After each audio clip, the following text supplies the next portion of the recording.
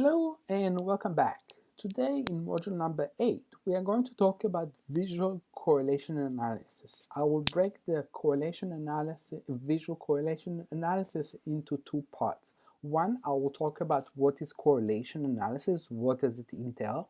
Then I will show you example of famous work of correlation analysis, and I will try to give you more in-depth insight of what is it entail. And the third part is we are going to talk about, again, this is personal, we're going to talk about ggplot2. And this is part of why R is so powerful tool. And the creator of the ggplot2 is Henry Wickham. And he talks about what is it entail in order for us to create a good visualization. He talks about grammar rules, and again it matches very well to what we have learned so far with regard to visual principles and how can we follow. So let's begin. So what is correlation analysis? It is one of the most common statistical analysis that we are known for. It usually describes in a single number the relationship or the degree of relationship between two variables. And so the correlation analysis is usually the idea of measuring the strength of the association between two variables. And usually in statistics, the value of the correlation coefficient is vary between +1 and -1, and when the value correlation lies around ±1, it says that it has perfect correlation between two variables. So as the idea here is that as the correlation coefficient values go towards 0, the relationship will be weaker and not strong as -1 or +1 if there's that type of analysis. There's different type of correlation analysis that are considered to be part of how we measure those association between the two variables. I will not go into that in this module. If you want to read about that, you can find a lot of documentation on that on the web. We do that when we talked about advanced statistics class that I offer last semester. But the key aspect of what I want to focus in this module is about the idea of characteristics of correlation. We are talking about the directions, we are talking about the strength, and we are talking about the shape. Before I will start, and I know that as a student myself and as I've been teaching this course for quite a while, most students often get confused between correlation and regression. And so correlation is the idea of measuring the strength of the relationship or linear relationship between two variables, but there is no causality in that. You cannot apply saying that if x is correlate to y, we cannot assume there is causality that exists. Regression analysis, on the other hand, is the idea of causality, which means that we need to define dependent variable and independent variable, and we will see the relationship between them. We will examine the relation between them with regard to the causality that they have. Correlation coefficient is part of our terminology to measure this association. And one of the best way to display that in visual is to show you one of the classical example. Charles Joseph Mignard in 1781 he was, first of all, he was engineer, and he tried to capture a project and try to construct project that during his time.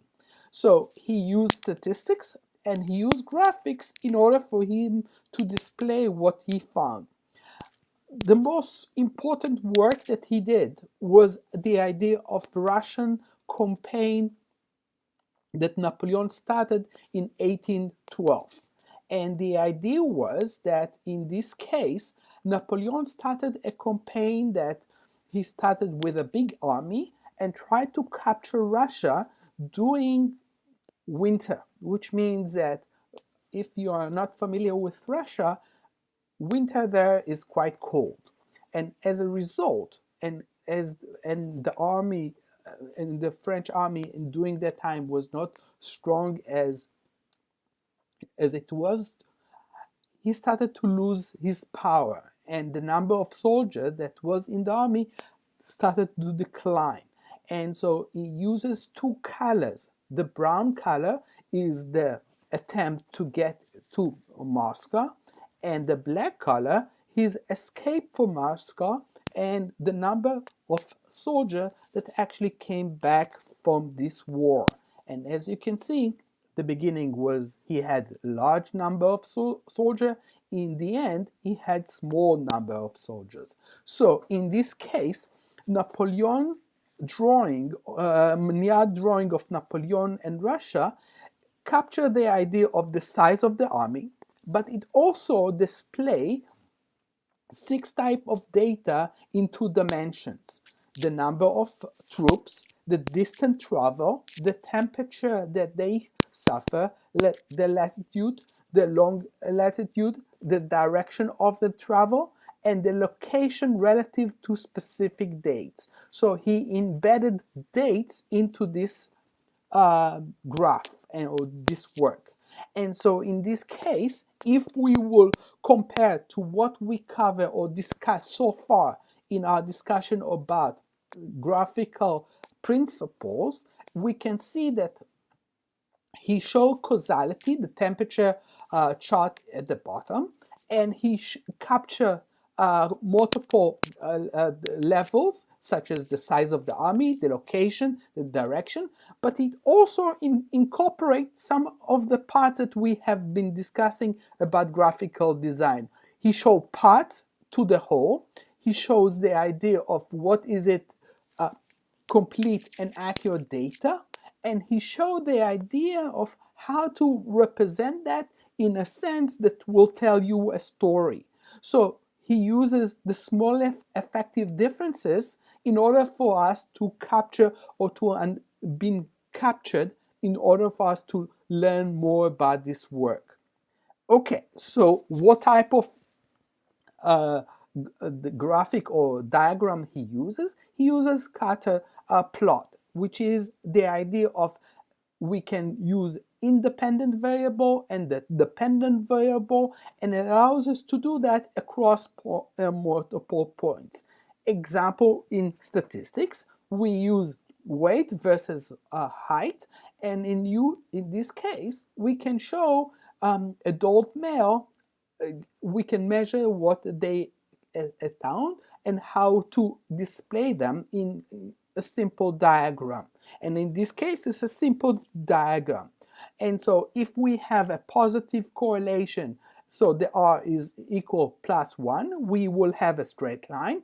If it's highly positive, we will have something, not a straight line, but we will have something on those lines. If we have lower positive correlation, we will have all over dots all over the place. So we have positive correlation, negative correlation, and again the same thing with that regard. Okay, so in R, a very simple example in correlation analysis in R, again declaring X, and we will call it a sample. We will define the sample size, and we will say it has to follow the lines of normal distribution, and we will define Y and Z in order for us to get something like that. So the idea here is, again, using specific points, specific dates, a specific variable in order for us to display what we are trying to do. One of the things that is usually used in correlation to visualize data is a matrix. And in this case,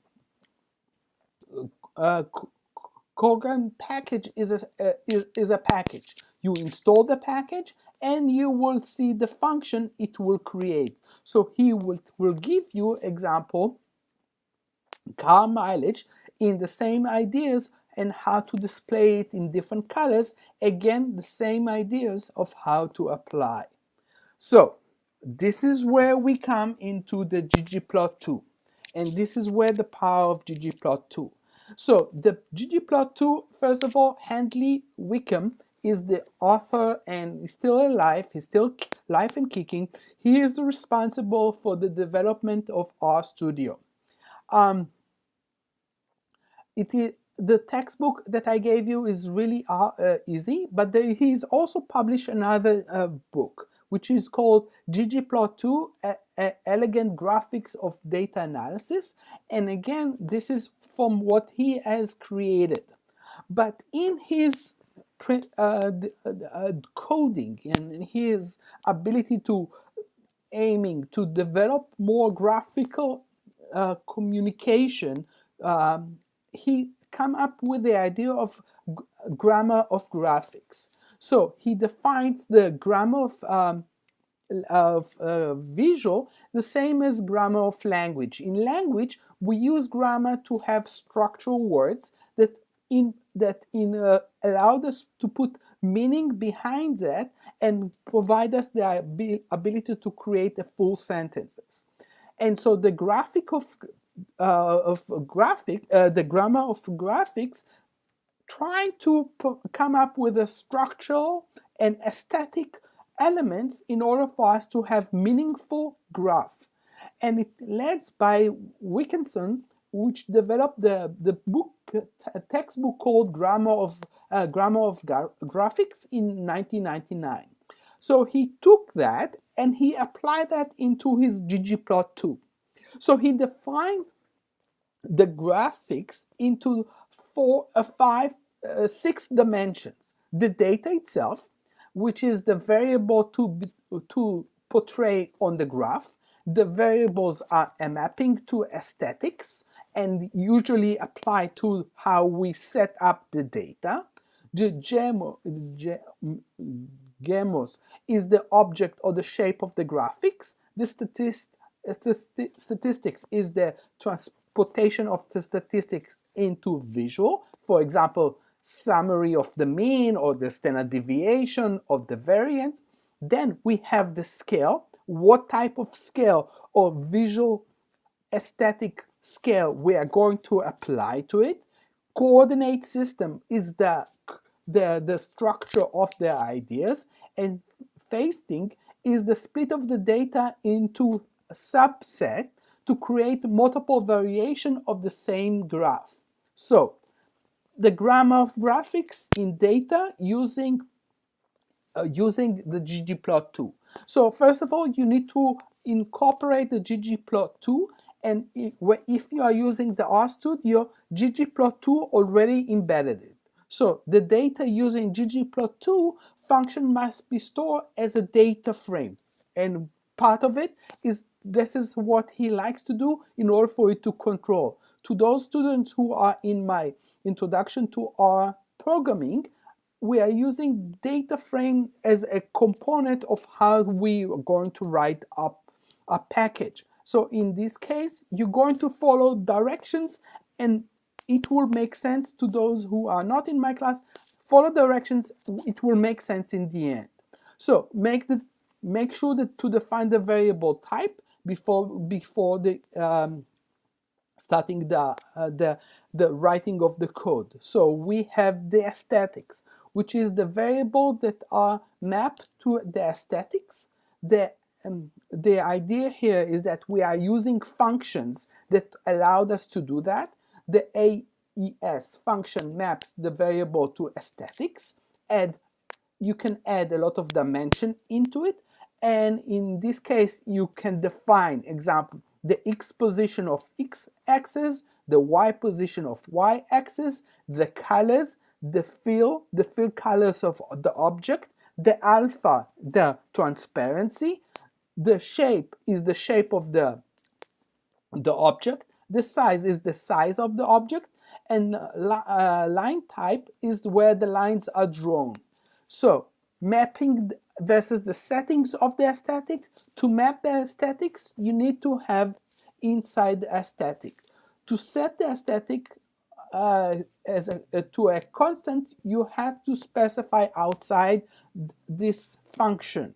So the idea here is, again, this is part of the terminology, the ggplot2. So what do we have here? So let's look at the points to verify. So we have ggplot2, the data is called milk. The aesthetic, what we talked about, we have the x as time, we have the y as protein. And then comes additional element, which is the points inside the aesthetics element. And so here we are define the colors as diet. And as you can see, this is where we're going to start seeing more and more definition towards what we want to see in this data set and how we set it up. So again, this is the difference between the colors. In this case, we set it up as diet. In this case, we set it up as green. Or after that, we set it up as green too. So again, the idea of ggplot2 to analyze correlation. So in this case, I'm using two packages. One is ggplot2 and the other one is reshape2. So the code will be as follows. Data, I'm calling for a data called attribute, and I'm going to use two packages, or I use the library of ggplot2 and the reshape2, and I'm going to use the gplot in order for me to define what I want to create. So the y, the x and the y are defined, the data is also defined, and again the fill and the geo is also filled out, and this is what I will get out of it with regard to correlation. So in this case, I can see where my variable 1 versus variable 2 are adding up to. In regression, when we said about causality, in one variable is considered to be independent and the other one, the y, is considered to be the outcome. In this case, we can see in R there is no relationship or moderate relationship. So again, we can draw a best line in order for us to fit it. And again, this is part of what we are aiming to do in regression analysis, how to fit and how to apply that idea. So again, regression analysis, we're going to look at different examples. And in this case, data is iris, and we will say head iris. And in this case, we will see if it will fit. It will apply regression analysis, and we will see the data in the following format in order for us to apply and understand what is it entail. If we are going to use the ggplot2, again, we are going to follow some structure that we have already saw. So first of all, the ggplot2 has to be called, and then the iris, and then the next is the aesthetic. We need to define the aesthetic, and the GEMO point needs to be defined in order for us to come up with that. A textbook has a recommendation: use a grid line to enhance comprehension, and I will use the example in R, but in this case, we can see that R can allow us to define the X and Y. So that's all. I hope you enjoy it. I know it was a really tough because I didn't see your progress, and usually I like to see it face to face, but we are not face to face. So again, ask question if it's not clear. I will post more example, I'll post more exercises, and I hope it will make sense. I hope you enjoy it. Until next time, have fun.